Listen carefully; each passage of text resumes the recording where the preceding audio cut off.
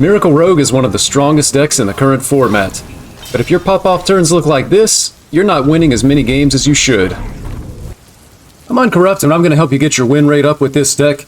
In the mulligan, we're looking to keep a tradable, either Blackwater Cutlass or SI7 Extortion, but you never want to keep both at the same time. One tradable is enough because we need to find other preferred cards in our mulligan.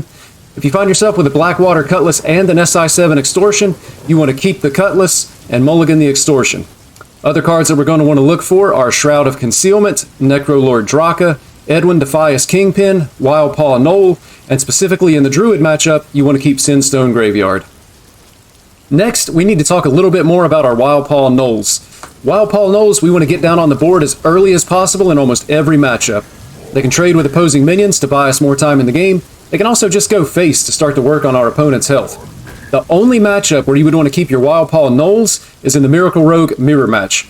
In this matchup, we need to hold our Knolls so that we can have a bigger pop-off turn with Necrolord Draka and Sinstone Graveyards.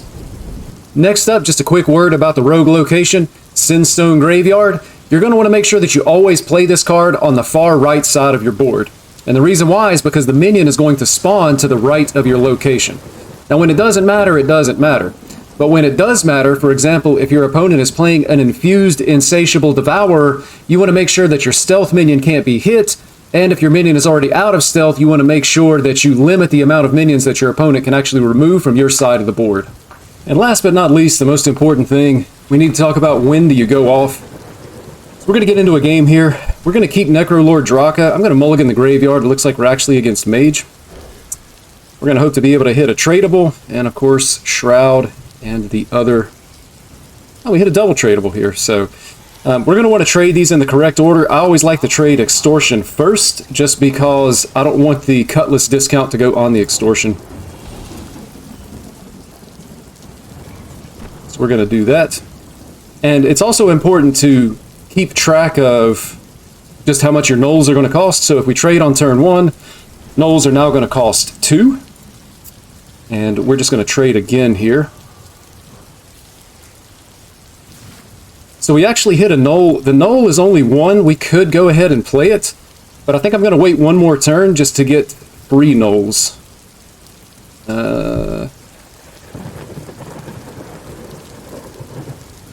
Yes, I'm going to wait one more turn to get the free Knolls. The game plan in this game is we're going to want to try to get a big Necrolord Draka weapon, and this could be our opportunity right here. So we've got... Let's see, Knoll, Shadow Step Knoll is 3. Backstab on this. Serrated Blade. We can play just about our entire hand here. We could even just go ahead and play or trade the Cutlass. I'm going to start with the trade on the Cutlass. And we're going to go Knoll. And we're not going to attack, we're just going to Shadow Step the Knoll, and then we're going to replay the Knoll.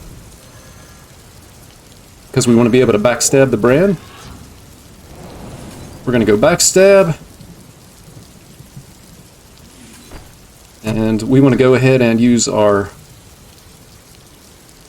We want to go ahead and use our coin. We're going to go fishing. And I think we're going to take the draw here. Then we're going to kill the Bran. We're going to play our Draka. This gives us an 8 attack weapon. And then we're going to punch our opponent in the face. So we went off really early this game on turn 3. And we're just going to have to hope that it holds out. It was kind of what our hand wanted us to do. And we don't want to take too long against Mage, because if you wait too long against Mage, you can sometimes end up in an unwinnable position. The Mage just top decked a Flurry. So we're going to go ahead and get our location. We keep it on the far right. All damage is going to be going face. And we can go ahead and draw here. Another Door of Shadows. And we're hoping for Shroud of Concealment. That's going to be perfect for next turn. So we'll go ahead and send our damage face. And the 3-3... Are we making the 3-3 here? Next turn we could Shroud into Edwin, but we wouldn't be able to play it. We're going to go ahead and take the 3-3. This will hopefully also allow us, we know our opponent drew the Flurry on 5 mana. We know it's going to be able to freeze 2 minions, but they can't freeze all 3, so hopefully our stealth minion doesn't get frozen. so they were able to kill the minion, so everything's frozen here. We hit a null. So Shroud hit the Edwin. And we're just going to... We're going to play our hand here. And we're going to keep the stealth minion over to the side just because of good habits. Clear that. 8 damage face. So we have an Edwin in hand. We also have a Wicked Stab. Our opponent's at 10. And we have plenty of minions on the board. Hoping we don't see a Dawngrasp Varden here. That would freeze our board and cause us a real problem.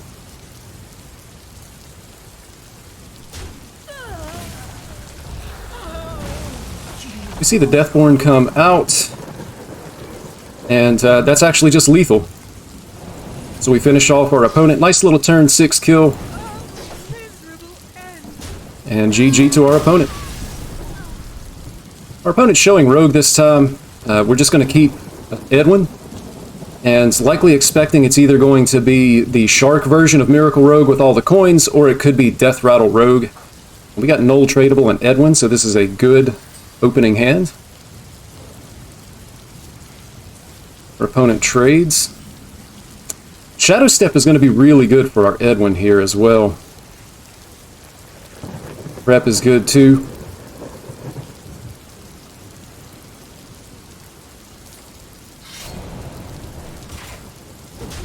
So in the last game, we just kind of went in when we realized we could play so many cards along with the Necrolord Draka to get the big 8 attack weapon. That's what it's all about. So we have no draw here. We're going to wait one more turn before we do anything. So next turn, we're going to Edwin, and then we're going to Shadow Step the Edwin. That's going to give us a cheap Edwin for turn 4, and then we'll see where we go from there. And we can see here that it is actually going to be Death Rattle Rogue, so we're kind of on a clock.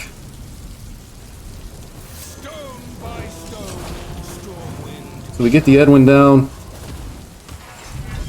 And we're going to Shadow Step the Edwin, and we're going to go ahead and get our Null out. We really don't want to take this damage. I want to save the prep for the Edwin next turn. If we can get a big enough Edwin, it's possible that we just end the game. Depends on what our opponent has and what they do.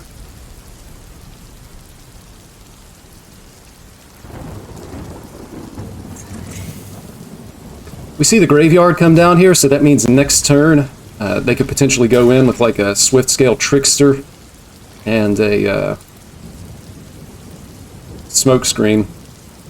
So we're just going to go ahead and get our Edwin down. I'm putting Edwin on the left in case we need to put a location on the right.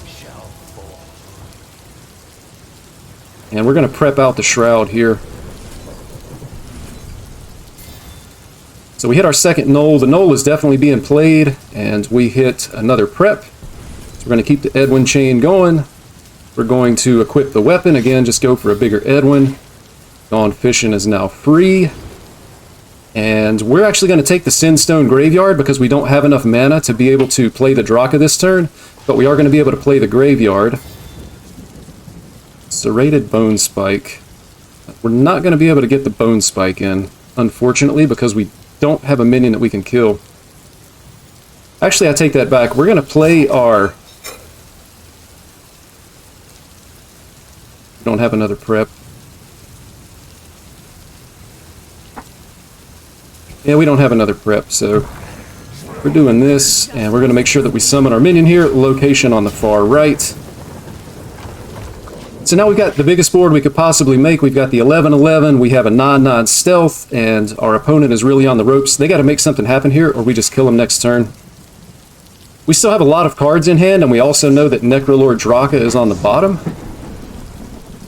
Hoping they don't hit the 5/8s.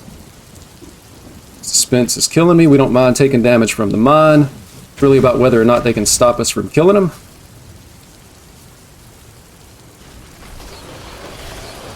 Two 8/8s with Rush is pretty strong here. So they'll be able to trade for the Edwin. And that's going to leave us with 15-17. And it looks like we may actually just be one off. 17 plus 7 is 24. But we have a Door of Shadows to potentially hit something like a Sinister Strike. We'll have the serrated bone spike if we need to use the mana discount to be able to do something extra. They pretty much have to trade for the Edwin here, though. They didn't trade for the Edwin. Prep serrated bone spike. Wow, so that's really good for our opponent here. And so now we have to kill them or we're dead next turn.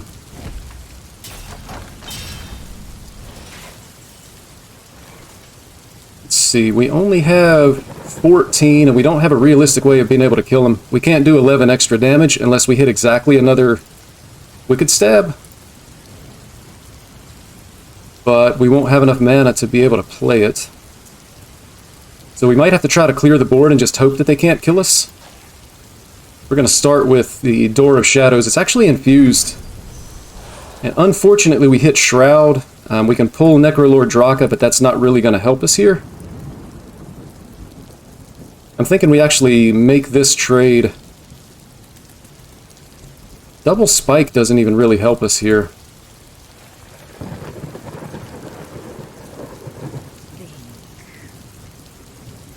No honor kill available with the Tooth.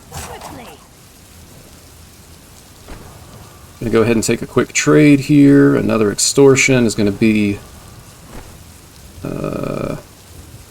see, we're gonna do this. We're gonna go ahead and Tooth. Click store it here, and then we're gonna push our damage face. Our opponent actually had a really good turn with the cards they were able to draw there. I think I probably misplayed this last turn. Just spent too much time thinking and didn't really make an optimal play. Kind of started to rope, so I felt like I just had to do things. Again, not the greatest play.